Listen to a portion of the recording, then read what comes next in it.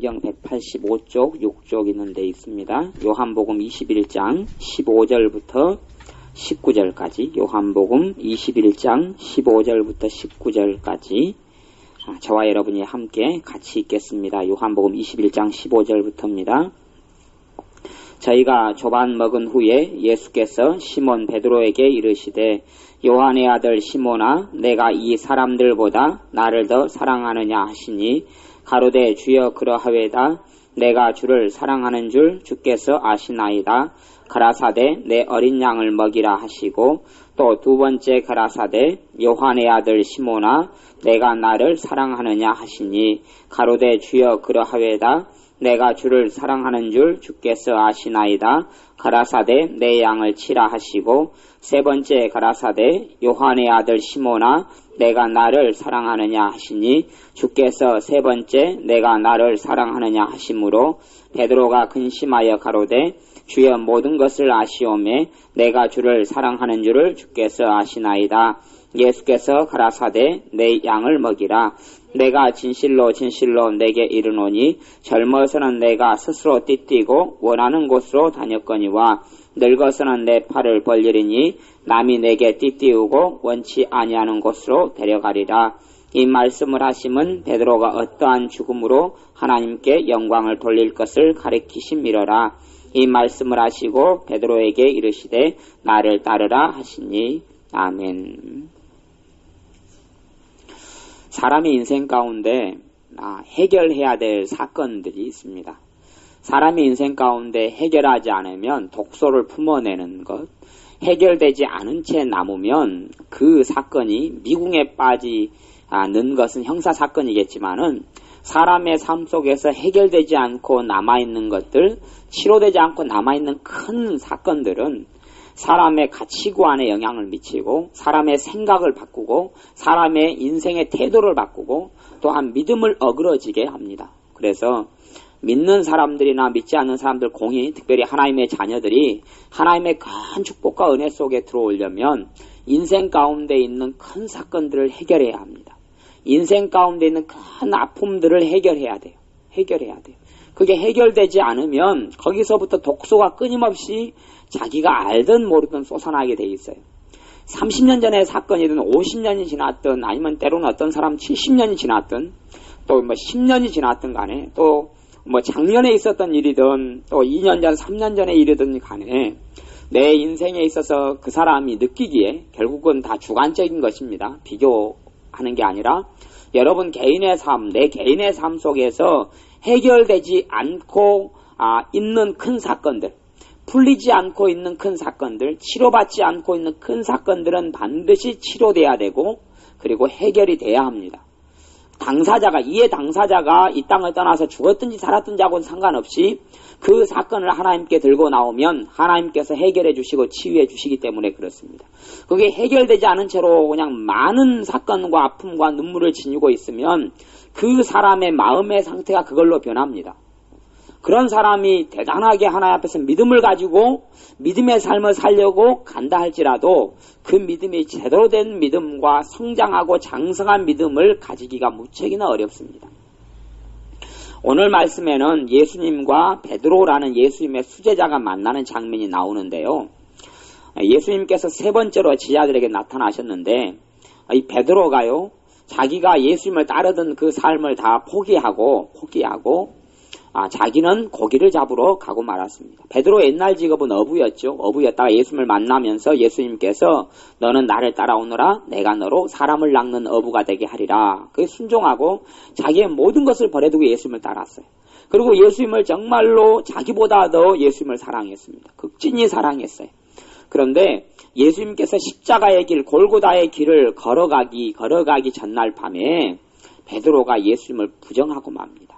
자기의 존재 이유와 삶의 모든 것을 바쳐서 사랑했던 예수님을 3번씩 저주하면서까지 부인하고 맙니다. 그 사건이 지난 다음에 베드로는 나가서 심히 통곡합니다. 내가 이거밖에 안 되는 인간이구나. 내가 이거밖에는 예수님을 위해서 내가 죽겠다라고 말했는데도 불구하고 실제 상황이 닥치니까 그것도 단지 어떤 계집종 하나의 말 때문에 예수님을 저주하면서까지도 그 저주했다는 그냥 예수님을 저주했다기보다는 어떤 자기 인생과 삶을 저주하고 걸고 막 그런 게 이제 되어질 겁니다만은 뭐 그런 해석까지는 내비두더라도 어쨌든 간에 저주하면서까지라도 3번씩 예수님을 부인하는 아픔을 큰 고통을 당합니다. 그리고 이 베드로가요 다음에 부활하신 예수님을 만나요. 만나고 예수님을 위해서 살라고 예수님 요구해요. 근데 베드로는 자기의 삶에 그것이 큰 상처가 되고 아픔이 되어서 예수님의 말씀대로 순종을 못합니다. 순종을 못하고 그냥 고기 잡으러 다시 가버려요. 자기가 자신을 보니까 자격이 있어요? 없어요? 자격이 없어요. 자격이 없기 때문에 고기 잡으러 가버려요. 이것이 큰 아픔과 눈물을 가지고 해결되지 않은 것을 가지고 있는 사람들의 현실이에요. 큰 실패를 경험했던 사람은 그것이 해결되지 않으면 너에게 큰 성공과 기쁨을 안겨주리라 하는 주님의 말씀이 성경의 말씀 로고스와 레마를 통해서 와도 그것이 안 믿어져요. 믿음으로 반응이 되지 아니하고 믿음으로 나아가지 않기 때문에 하나님의 주시는 열매를 얻지 못해요. 그런 일이 벌어져요. 하나님은 나와 무관하게 어떤 일을 내 삶에 행하시는 분이 아니고 나하고 내가 믿음으로 하나님께 표현하고 내가 드릴 때에 내 삶의 영적인 수확과 열매가 맺혀지게 하셔요. 그렇기 때문에 우리의 삶에 해결되지 않은 아픔과 문제들이 많으면 많을수록 우리는 제자리 걸음을 하거나 인생에서 후퇴할 수밖에 없어요. 예수님께서 이날 베드로를 찾아오신 것은 베드로의 그 자기 모멸감, 자기를 볼 때 정말 무가치하고 자기가 이거밖에 안 되나 하는 그 큰 상처, 예수님을 배신하고 부인한 상처를 치료해 주시려고 오셨어요. 이게 베드로에게 해결되지 않으면 베드로가 예수님의 제자의 길을 가지 못하고 하나님의 사명자의 길을 가지 못하고 하나님의 영광된 길을 베드로가 걸어가지를 못해요. 예수님께서 3년 동안에 베드로를 사랑하고 돌보고 말씀으로 가르치고 많은 영혼들을 하나님께 인도해야 될 대사명을 베드로가 받았는데 그 길을 걸어가지를 못해요. 왜? 이 상처가 치유되지 않으면, 예수님을 부인했고 예수님을 배반했던 상처가 치유되지 않으면 그 길을 걸어가지 못해요. 이것이 사람 앞에 사람들이 가진 큰 상처와 아픔을 지닌 것의 결과물이에요. 우리는 이제 어떠한 큰 아픔과 상처가 있다 할지라도 세월이 많이 흐르면 사람이 잊혀져요. 근데 잊혀지는 것을 치료된 걸로 사람은 착각합니다.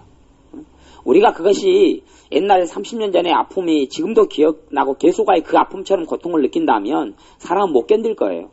그런데 하나님께서는 사람에게 망각이라는 선물을 주셔서 잊어먹게 하셔요. 잊어먹는다 해서 치료된 건 아니에요.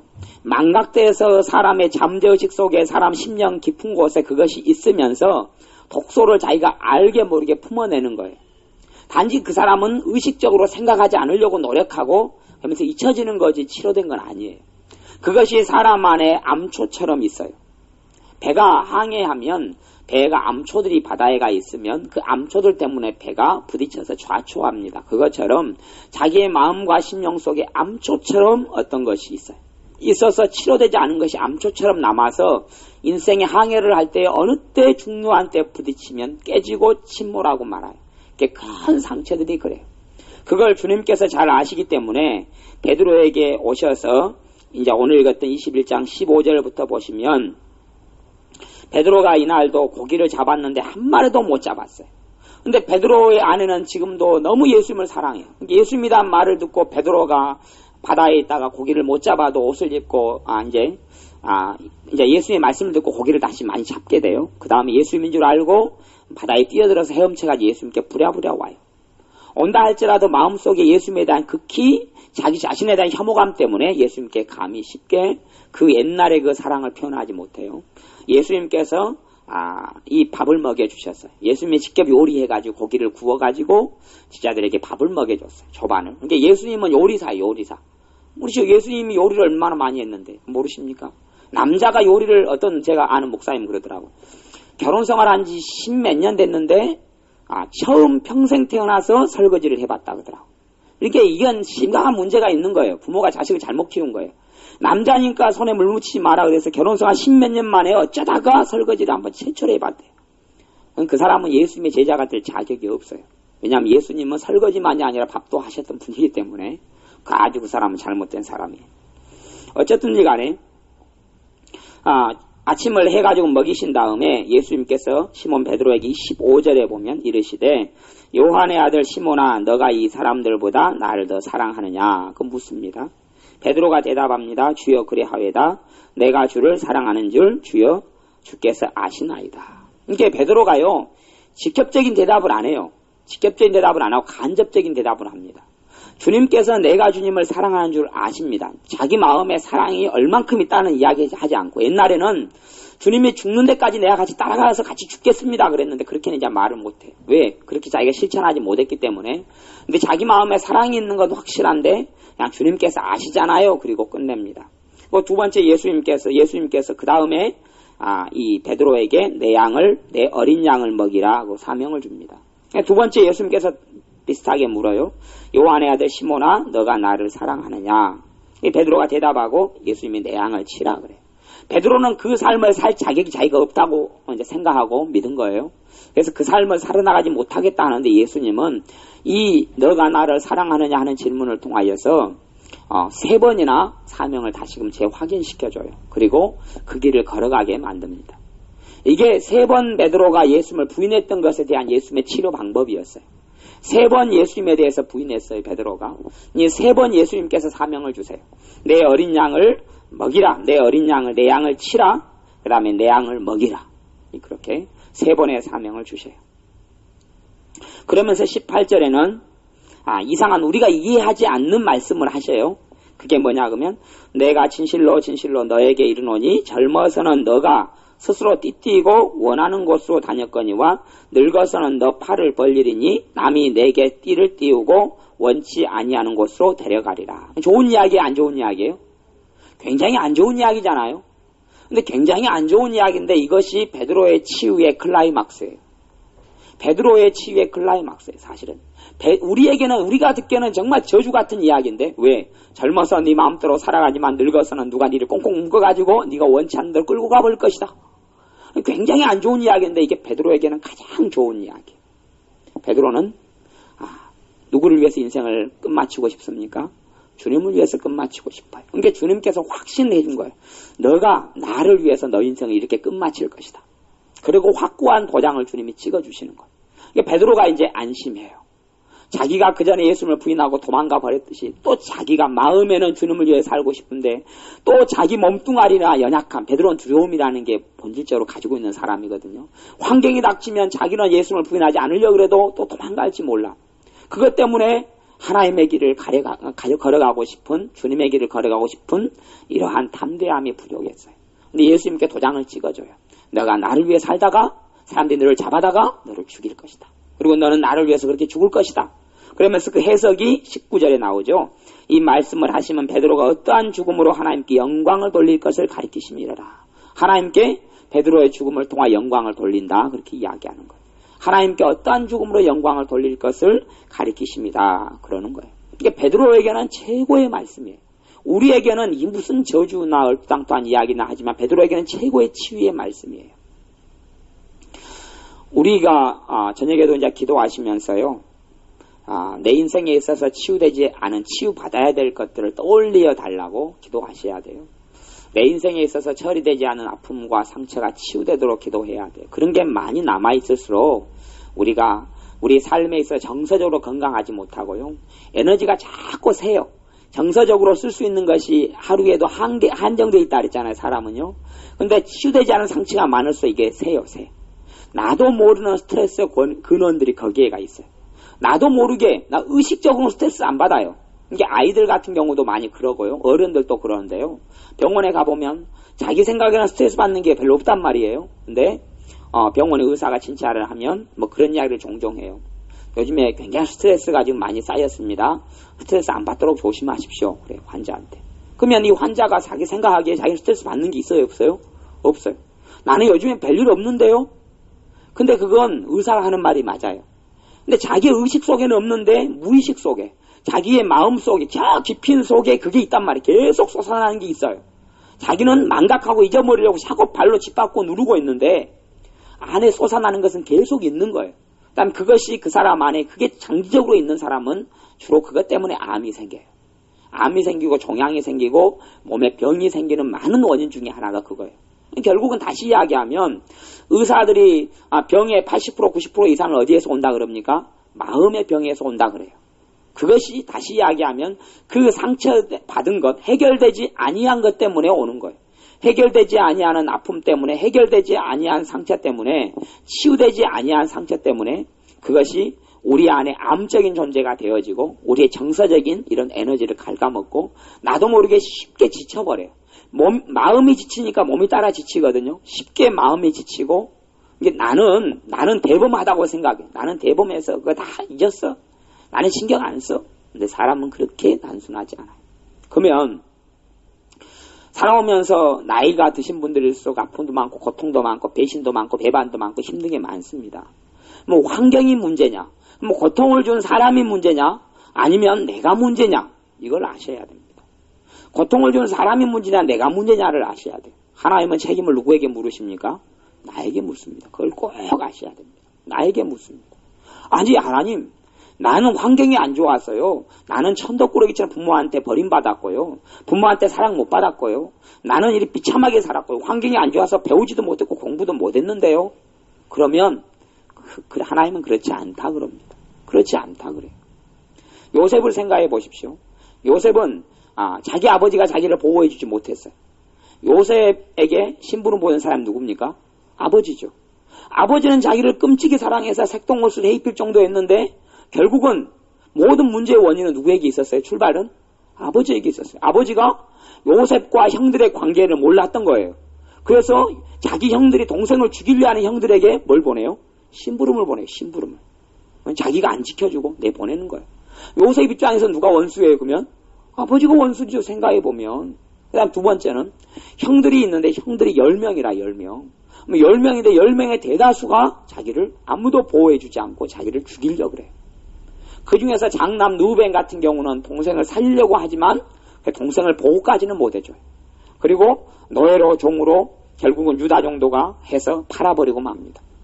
그러니 그 형들이 죽이려고 그러고 그 다음에 두 번째는 죽이지는 않더라도 노예로 팔아버려요. 가망이 없는 소망이 없는 돈 받고 팔아먹어버려요. 팔아먹어버려. 그것도 어느 나라로요? 먼 나라 이집트로 팔아먹어버려요. 다시는 노예에서 돌아오지 못하는 곳을 팔아먹어버려요. 가보세요. 왜 형들이 담대하게 아버지한테 동생을 팔아먹은 다음에 가서 죽었습니다라고 이야기하냐 그러면 그 시절에 사람이 노예로 팔리면 다시 돌아오고 살아나는 것은 불가능하기 때문에 그래요. 그 시절에는 그런 건 불가능해요. 안 그러면 큰일 날 거 아니에요. 팔아먹었는데 다음날 돌아와 버리면 덜컥 덜피 잡히면 아버지한테 저주받아보면 큰일 나잖아요. 왜 그때는 아버지가 하나님 앞에 제사장 노릇을 했거든요. 아버지가 저주해버리면 저주가 임하거든요. 그 시대였기 때문에 이게 함부로 팔아먹지 못해요. 다시 돌아온다면. 하지만 노예 상인에게 한번 팔아버리면 그 사람 인생 그래서 끝나는 거예요. 그 고통을 당했던 요셉이 그 상처가 치유되지 않았으면 그러면 이제 그 상처 그것을 상처로 받고 평생 원한으로 삼느냐는 요셉의 몫이에요. 요셉의 몫. 그지 우리는 자꾸 환경 탓을 하고 사람 탓을 해요. 부모 탓을 하고 그러는데 하나님은 절대 그걸 내가 책임져야 될 것을 하나님은 모르시는 거예요. 어떠한 사람도 환경 탓을 할 때 하나님은 그걸 기뻐하시잖아요. 환경이 안 좋아서요? 사람이 안 좋아서요? 안 좋은 친구를 만나서요? 꼭 부모는 자식이 사고를 치면은 항상 그래요. 아이고 내 자식은 착한데 친구들 잘못 만나가지고 사실 지 자식이 좀 문제가 있는데 이게 끼리끼리 유유상종한다. 유유상종. 같으니까 같이 모이는 거예요. 비슷하니까 같이 모이는 거예요. 뭐라고 말해도. 그래서 요셉 같은 경우는 형제들이 자기를 팔아버리고 아버지가 자기를 형제들에게 보내서 그런 일이 벌어지게 만든 그 모든 것. 또 어머니 같은 경우는 일찍 죽어버리잖아. 자기를 보호해주지 못해요. 그리고 또 그 모든 뒤에는 시기하고 질투하는 이런 어머니가 3명이 있어요. 자기 친어머니는 죽었고 자기 의무어머니가 3명이 있잖아요. 그 3명이 시기하고 질투하고 다투니까 자식끼리도 누구 자식이네 누구 엄마 자식이네 해서 싸우는 일이 벌어지고 또 원망을 하려면 한두 거 없이 원망할 수 있어요. 사람 많잖아요. 원망할 사람 얼마나 많아요. 형들마다 10명 원망의 대상이 되지. 아버지 원망의 대상이지. 그 어머니 3명이 또 원망의 대상이지. 얼마나 많아요. 그리고 하나님을 섬겼는데 하나님도 보호 안 해주고 하나님까지 원망할 수 있어요. 근데 요셉은 그 상처를 상처로 받아들이지 않고 치유했어요. 치유했기 때문에 요셉이 하는 일마다 하나님께서 요셉과 함께 하셨다 그래요. 요셉이 하는 것마다 형통했다고 그래요. 왜냐하면 그것이 치유받았기 때문에 그래요. 그걸 치유받지 않고 아픔으로 계속 지니고 있었다면 하나님은 요셉과 함께 할 수 없어요. 원한을 품고 있었다면 그래도 하나님이 요셉과 함께 해주지는 않아요. 하나님은 거룩하시고 의로우신 하나님이시기 때문에 그래요. 요셉을 보호할 수 없어요. 요셉은 거기서 종으로 노예로 살다 끝장나고 맙니다. 인생이. 하지만 요셉은 그 원한을 풀었기 때문에 그래요. 풀었어요. 나중에 형들을 만났어도 형들이 시험은 합니다. 시험은 해요. 아직까지 형들이 그 못돼 먹은 본성을 고치고 있느냐 고치고 있지 않느냐 시험을 합니다. 하지만 요셉이 하나님께 하는 고백을 들어보면 다 용서했다는 걸 알 수 있어요. 이 창세기 40몇 장 같은 데 보면 거기서부터 이제 제가 지난번에 창세기 50장 가지고도 말씀을 나누었지만 형들이 나를 팔았으나 슬퍼하지 마소서. 하나님께서 이 모든 것을 선으로 바꾸셔서 오늘날 이렇게 당신들이 살게 하고 우리가 살게 하나님께서 나를 이끌으셨다. 라고 고백하는 거예요. 그것 자체를 요셉은요 선으로 보고 좋은 것으로 봤어요. 하나님의 역사를 믿어 의심치 아니했어요. 하나님의 손아귀에 어떠한 사건과 일도 벗어나지 않는다는 것을 믿어 의심치 않았어요. 그리고 그 사건이 치유됐어요. 다윗은 안 그랬습니까? 다윗 같은 경우도 천덕꾸러기처럼 막내 아들 다윗이 버림받았어요. 그래서 그 집은 굉장히 잘 사는 집안이거든요. 잘 사는 집안에는 솔직한 이야기로 자식을 양치기를 안 시킵니다. 돈 주고 양치기를 사가지고 양치기를 자기 양을 맡기지 자기 자식 양치기로 관독관으로 보내도 양치기는 잘 안 보내요. 근데 자기 집에 있는 양을 누구에게 치러 보냅니까? 막둥이 아들. 아니 야생에는요 다윗이 있다가 뭘 자주 만났다 그래요? 사자, 곰 자주 만났다 그러잖아요. 양치기로 있으면 그 위험이 얼마나 있어요. 죽을 고비는 수없이 넘겼어요.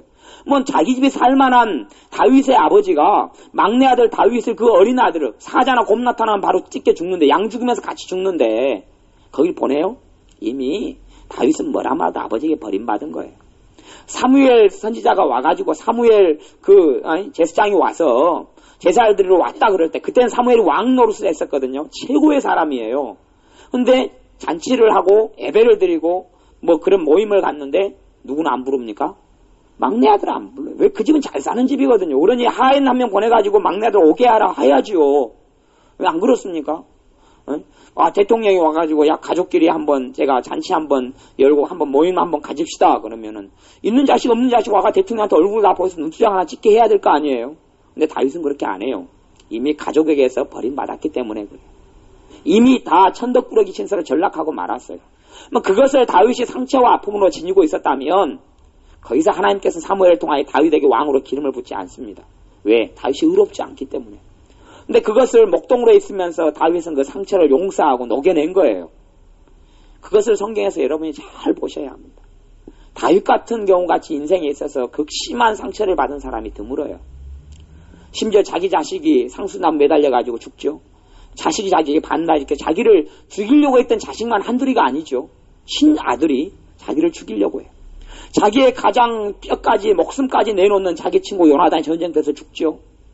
자기는 자기 장인어른도 자기가 정말 장인이 고통스러워할 때 귀신을 쫓아내주고 그리고 장인이 힘들어할 때 골리앗을 물리쳐서 전쟁에 이기게 해주고 왕의 자를 유지시키게 해주고 그리고 나중에는 그 사람의 사위가 되고 그리고 장인인데 누가 자기를 창을 던져서 죽이려 합니까? 장인이 그래요. 장인이. 자기 때문에 장인이 잘 됐는데 왕 노릇을 하고 인정받는 왕이 됐는데 사위가 죽이려고 그래요. 장인이 사위를 죽이려고 그래요.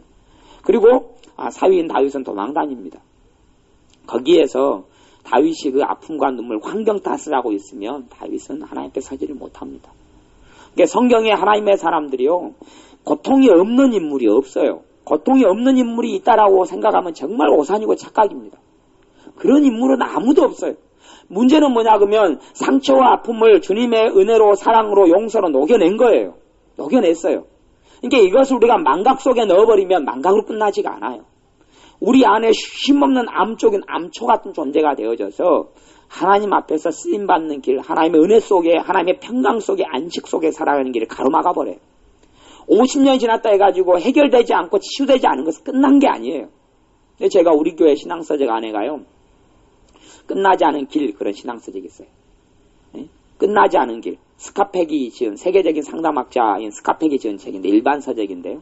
제가 우리 교회 구입해서 놔뒀어요. 좀 두꺼워요 책이. 여러분이 봐보세요. 그 책이 아주 중요하고 좋은 책이기 때문에 우리나라 출판사 3군데에서 동시에 번역을 했어요. 끝나지 않은 길 이렇게 번역도 하고 머나먼 길 이렇게 번역도 하고. 왜냐 그러면 치유가 되지 않은 것은 끝나지 않았다는 이야기. 끝나지 않는 길처럼 치유되지 않은 사건들은 우리의 인생이 그대로 남아있다는 거예요. 제가 옛날에 그 책을 96년도, 97년도인가 제가 광주에서 첨단지구 아파트 목수일 하면서 광주에서 제가 주문해가지고 사서 그 저녁에 되면은 그 일 끝나고 저녁에 또 그 한 팀에서 제가 쫄따구여가지고 이 인간들 돼지고기 삶아가지고 술 먹이고 제가 그때 저녁에 이제 봤던 책이 스카팩이 아직도 끝나지 않은 길이에요. 그래서 목수일 하면서 막 피곤한데 그때 봤던 책인데 우리의 삶에 치유되지 않은 상처는요 끝나지 않아요. 끝난 게 아니에요. 잊혀졌다고 끝나는 게 아니에요. 그래서 제가 맨 처음에 아까 초반에 그렇게 여러분에게 이야기했어요. 기도하시라고. 치유돼야 될 큰 상처와 아픔을 생각나게 해달라고. 그러면 주님께서 생각나게 하면 그 부분에 주님을 모셔드려야 돼요. 왜요? 치유자는 의원이신 주님이시기 때문에 그래요. 구원자는 주님이기 때문에 그래요. 그 상처가 치유되고 도닥거려져야 돼요. 그리고 이 상처가 큰 상처일수록 치유를 여러 번 받아야 돼요.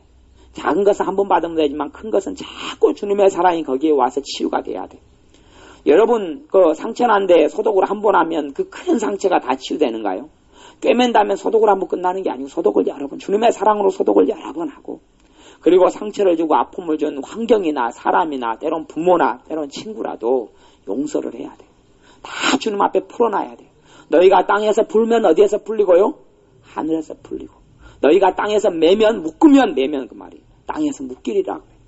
땅에서 내가 풀고 묶느냐에 따라서 하늘에서 결정되지, 하늘에서 풀어주니까 땅에서 풀리는 게 아니에요. 그것이 상처라는 부분이에요. 상처. 그 부분을 잘 인식하고 아셔야 돼요. 이게 사람들이요, 나이 드신 분들이 신앙 연수를 오래돼도 나이 드신 분들은요 믿음이 잘 크지를 않아요. 나이 드신 분들은 뭐 오늘 말씀을 해놓으면 또 내일 뻘소리하고 또 내일 또 말씀해놓으면 모레 뻘소리하고 그래요. 나이 드신 분들 신앙이라는 것은 아주 골치 아파요. 그러니까 지금은 이제 여기 안 계십니다만 이제 고모님, 손순자 집사님 같은 경우도 아주 골치 아파요. 골치 아파서 그냥 조금 있다가 좀 괜찮은 것 같으면 또 그냥 앉지 사람이 엉망쳐야 되면 이제 기도해요. 하나님 보내주세요. 때가 됐습니다. 그럼 하나님 보내버려요. 그러다가 또 이제 신앙을 좀 회복하고 좀 다시 와가지고 좀 지켜보면 또 옛날에 그 상처와 아픔 때문에 막 들고 있나면 하나님 보내주세요. 보내버려요. 왜냐하면 그가 하나님의 축복을 받고 누릴 자격이 없기 때문에 그래요. 그 아픔과 상처를 녹여내라 그러는데 그건 그렇지 않아요. 인생이 기구에서 뭐 여리저리 천덕꾸러기처럼 코도 그냥 뭐 뭉그러지고, 그래서 코 가지고 코를 뭉그러뜨리는 사람은 지금도 원망하고 살잖아요. 지금도 원망하고 살고, 자기를 하녀로 팔아버리고, 그 옛날에는 먹이기가 힘드니까 어릴 때부터 너무 식모로 사람을 보내버렸잖아요. 군식구도 없다. 식모로 보낸 부모를 원망하고 한탄하고, 또 자기 시누이하고 그냥 올케 언니하고 그냥 으그르그르하고 오랫동안 살아왔다. 올케 언니 한탄하고 원망하고. 그러니까 신앙생활을 시작한 지 수십 년이 됐음에도 불구하고 주님의 은혜 속에 들어오지를 못해요. 맘마 보고 말아요. 맘마 보고 말고 교만하고 오만하고. 왜요? 상처가 치유되지 않으니까. 왜 나이 들어서 신앙이 잘 성장하지 않냐 그러면요, 상처가 치유되면 내 겉사람은 후패하나 내 속은 날로 새롭도다 하는 말이 진리가 돼요. 치유되지 않으면 해가 지나서 상처는 더 많아져요, 적어져요? 훨씬 많아져요. 많아지잖아요. 작년에 일이 생겨서 작년까지 내가 그냥 아웅다웅하고 내 마음에 묻혀뒀던 사람이 50명이면 올해도 또 이럭저럭 살다 보면 또 한바탕하고 저렇게 한바탕 하는 게 인생이잖아요. 뭐 올해 한 5명 만들어놓으면 이제 55명. 내년에 또 10명 만들어놓으면 65명. 그래가지고 이제 죽을 때 이제 80살쯤 되면은 만들어놓은 타스가 그냥 12개 한 타스로 해가지고 뭐 505타스 그래가지고 뭐 이렇게 그냥 있는 거 아니에요. 그러니 어떻게 땅에서 그렇게 많이 묶어놨는데 하나님 관계가 열리고 풀립니까? 그게 안 되는 거예요. 나는 잊혀졌지만은 사람이 그렇게 단순한 존재가 아니에요. 사람이 그렇게 단순하지 않아요. 얼마나 신비한 게 사람인지를 모릅니다. 그렇기 때문에 자기도 알게 모르게 그 아픔과 고통이요, 뭘로 생각납니까? 꿈으로 나타나요. 꿈으로. 하나님 주는 꿈 말고 우리가 주는 꿈들이 그런 것이 이제 나타나요. 그래서 꿈의 해석 이런 것들을 이제 살펴보고 제가 심리학이나 상담을 좀 오래 공부했으니까 그런 걸 보면 그 아픔과 상처와 그 안에 있는 잠재의식 속에 오랫동안 묻혀놨던 것이 나타나는 하나님이 주신 꿈 말고, 마이가 주는 꿈 말고 그 발현돼 나타나는 게 그거예요. 이게 제가 군대에 있는 동안이 저한테는 굉장히 스트레스가 되게 힘들었어요. 군대를 제가 제대한 다음에 이제 아이고 살았다 그래. 근데 제가 한 번씩 악몽을 꿔요. 어디 꿈을 꿔요? 군대 꿈을 꿔요. 왜냐 그러면 다시 이야기하면 그때 그 상처가, 그때 그 마음의 짐과 힘든 것이 다 해결이 안 됐다는 이야기예요. 그러니까 군대의 꿈을 꾸면 그래요. 저는 이미 제대를 했는데 군대에 있어서 니 다시 군대 다니라고 그러지. 군대를 다시 보내버려, 저를. 누가? 그러니까 원매 죽겠다. 그러고 이제 거기서 막 지옥 갔다가 꿈속에서 얘가 생각을 해요. 근데 제대했는데? 그러다 잠이 깨요. 아이고, 살았다. 왜? 그것이 아직도 해결되지 않은 뭔가가 제 안에 스트레스로 남아있다니, 그 안에가. 군대에 있는 시절에 하루하루 노심초사하고 불안해하고 떨고 힘들어했던 시절이 그 뭔가가 제 안에 남아있었다니 이야기. 남아있기 때문에 그것이 제 안에 짐이 되어서 뭘로 표출돼요? 꿈으로 표출돼요. 그러면 그런 꿈들을 악몽같이 그런 꿈들을 꾸고 나면 그 안에 쌓이는 독소가 좀 빠져나가요. 그러니까 꿈이 사람에게요. 악몽을 꾸는 게 나쁜 게 아니에요. 악몽을 통해서 내 안에 쌓여있는 게 풀어지는 현상이 일어나요. 이게 꼭 나쁜 건 아니에요. 마귀가 주는 악몽을 빼놓고는 그게 풀어져요. 그 안에 쌓여있는 뭔가가. 이게 사람이란 그렇게 단순하지 않아요. 그래서 그 체면수사 같은 경우가 사람은 좀 영적으로 약한 사람은 체면수를 걸면 넘어가기도 하는데요. 그런 사람 하면 그냥 옛날에 캐캐 먹은 5살 때, 3살 때 기억까지 다 떠올려 버리잖아요. 왜? 다 남아있기 때문에. 이 안에 남아있어요. 전부 다 사람 안에 기록이 돼 있어요. 사람의 마음에, 내 속에, 그 심리 속에 다 기록이 돼 있어요. 여러분들이 그 하나님께 떠올리게 해달라고. 하나님께 성령님께 내가 치유돼야 될 게 떠올리게 해주십시오. 떠올려서 치료받아야 돼요.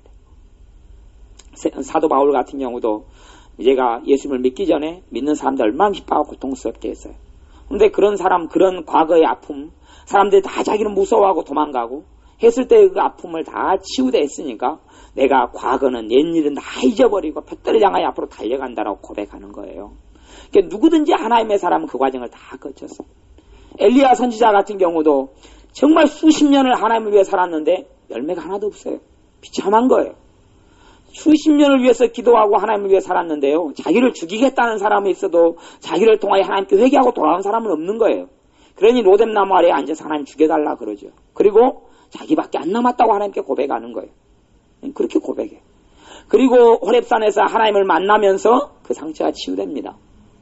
그 호렙산에서 전능하신 하나님을 만나요. 욥도 마찬가지죠. 욥도 하나님의 역사가 아니라 마귀가 욥의 자식들을 다 죽여버립니다. 욥의 재산들이 다 무너지게 합니다. 자기 아내도 자기를 하나님 원망하고 죽으라 그럽니다. 자기가 정말로 힘들었을 때 보살피고 돈으로 마음으로 기도로 세웠던 친구 3명도 자기를 원망하고 자기를 저주합니다. 네가 못된 짓을 했기 때문에 이런 저주스러운 일이 생겼다라고 아무도 이해하지 못합니다. 그 아픈 상처 때문에 자기가 죽기를 항상 한탄하고 기다리다가 하나님을 만납니다. 그리고 그 모든 아픔들이 치유되게 해결됩니다. 그게 해결되었기 때문에 그 다음에 이제 해결된 다음에 하나님께서 새 친구에게 나타납니다. 욥에게 사실은 가장 상처가 됐던 사람은 새 친구였던 것 같아요. 새 친구에게 나타나서 욥의 용서를 받게 합니다. 그리고 욥이 새 친구를 위해서 용서하면서 하나님께 예배드리고 제사드리게 합니다. 그러니 그걸 통하여 새 친구에게 하나님께서 심판하시는 것을 멈추고 욥에게도 하나님께 그때부터 축복으로 베풀어 줍니다. 욥에게는 뭐가 필요했어요? 새 친구를 용서하는 게 필요했어요.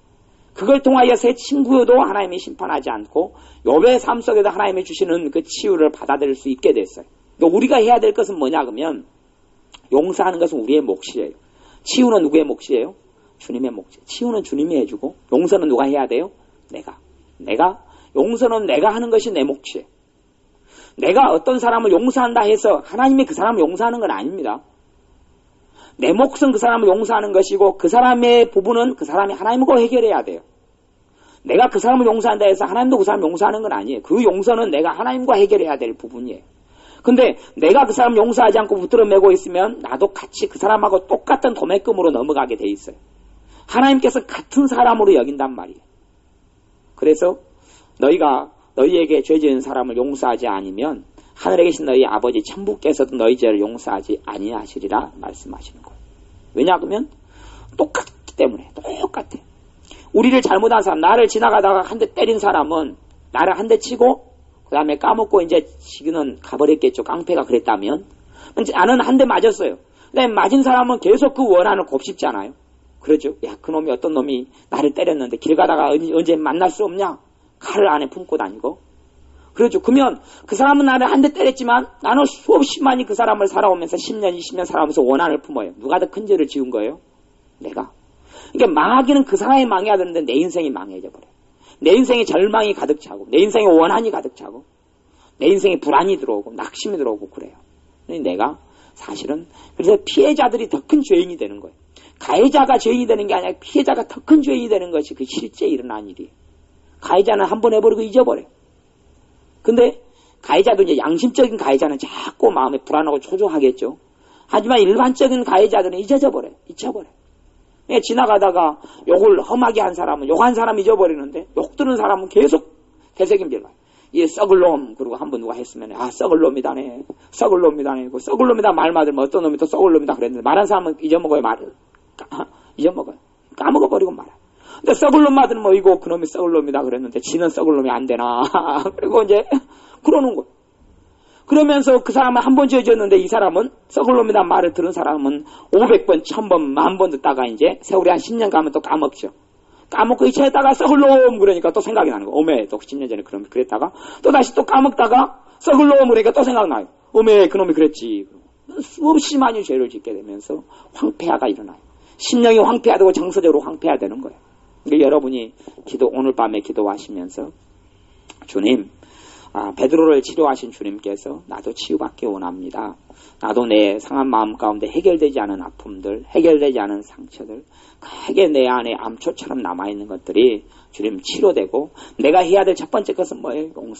용서하고 지금까지 용서하지 못했던 것은 회개하고 회개도 필요하고 용서도 필요해요. 그리고 치유시켜달라고. 그러면 주님께서 성령님께서 이 밤에 역사하셔서 치유해 주실 줄로 믿습니다. 기도하겠습니다. 아버지 하나님, 우리의 마음의 상처와 아픔들이 치유되기를 원합니다. 살아오면서 우리가 가졌던 수없이 많은 아픔들, 눈물들, 원망들, 절망들, 배신당한 것들, 눈물 흘린 것들, 또한 억울한 말들을 들었던 것들, 좋지 않은 환경들 때문에 배우지 못했고 버림받았고 또한 왕따 당했고 조롱받았던 많은 아픔들, 또한 폭력을 당했고 아파했고 눈물을 흘렸고 외로움에 떨었고 불안했고 두려워했던 수많은 사건들, 일들 가운데 주님께서 임하시고 역사하셔서 이 밤에 치유가 일어나게 하여 주옵소서. 용서할 수 있는 힘을 주시고 사람들을 내 마음속에서 놓아줄 수 있는 이러한 믿음과 은혜를 주옵소서. 예수님의 이름으로 기도하옵나이다. 아멘. 기도하겠습니다.